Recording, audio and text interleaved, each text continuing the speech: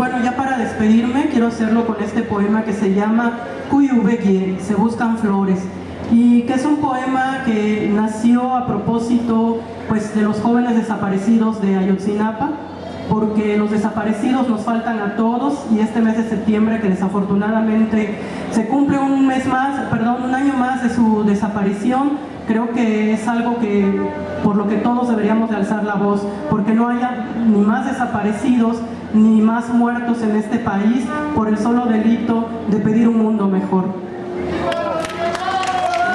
Vivos los queremos.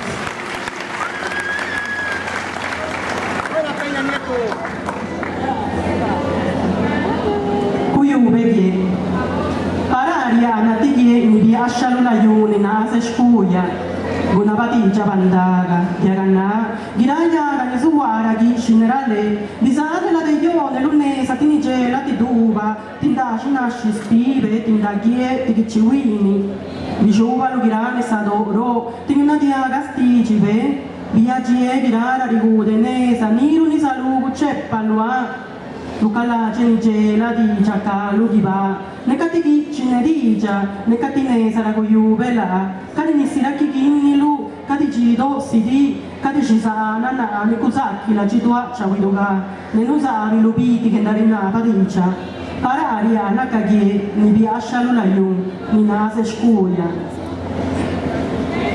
¿Dónde queda una flor arrancada de la tierra que sostiene su raíz?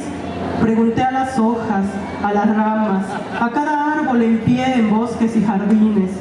Alumbré callejuelas y caminos para encontrar algún rastro, una gota de su perfume, un delicado pétalo, una pequeña espina. Nadé por todos los océanos para escuchar su voz. Miré en cada esquina antes de que las lágrimas me cegaran. Quise encontrar palabras escritas en el cielo, alguna carta, alguna dirección donde buscarla. No solo la ausencia, no el silencio, no esta terrible incertidumbre que calcina despacio el alma y mantiene en vilo la pregunta: ¿dónde quedan las flores arrancadas de la tierra que sostiene su raíz? Muchas gracias.